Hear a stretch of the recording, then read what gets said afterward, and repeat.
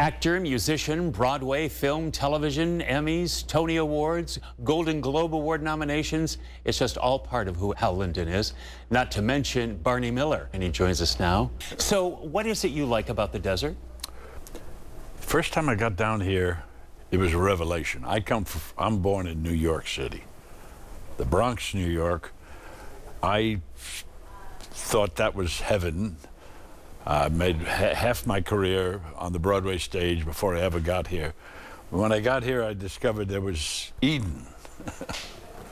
And came down to the desert to play golf with Harvey Korman when he had his tournament, and Dinah Shore when she had her tournament. What I like most about it is the quiet. You can hear the quiet on my back patio.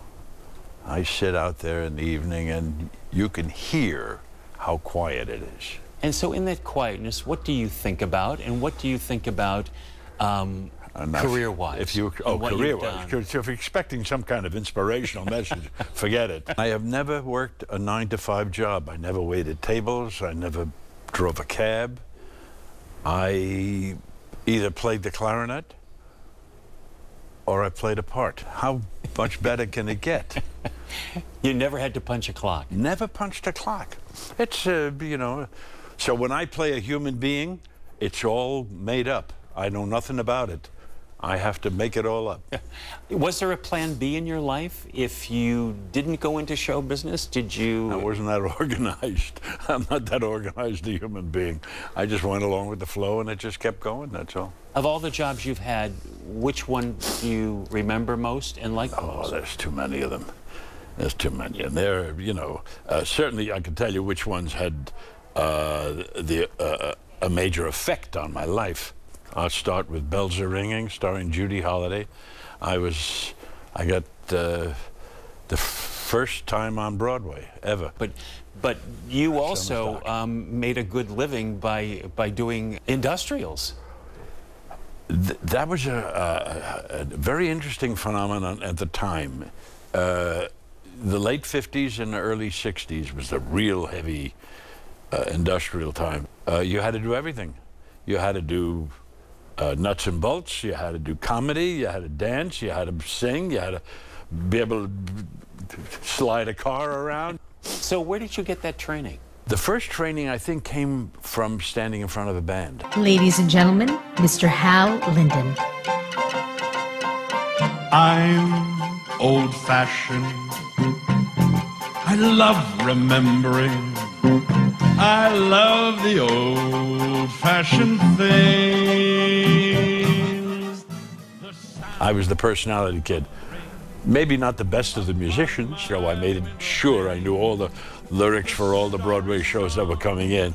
Then came the Rothschilds. That was about 15 years later, was the Rothschilds, which gave me that made me the leading man on Broadway. That gave me the Tony. That gave me calls from Hollywood to come in. And a man named Danny Arnold saw it. Never came backstage, never sent me a note, but put it in his head, and when he was about to produce something called Barney Miller, and the network said, oh, here's a list of all the people we think would be. He said, no, I saw this guy on Broadway, I'm going to use him. And that was it. That was the next step. So a lot of people, because they are so well known for one thing, either embrace it or loathe it. How can you loathe something as, if you're going to be stuck with a persona, if you're going to be attached to a property, let it be something as classy as Barney Miller. Come on. Yeah. Can you hum the song? Wait a minute. Somebody call me. It's my ringtone.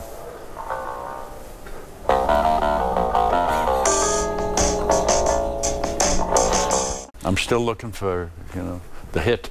I'm still looking to be discovered. And I'm going to keep doing it till I get it right.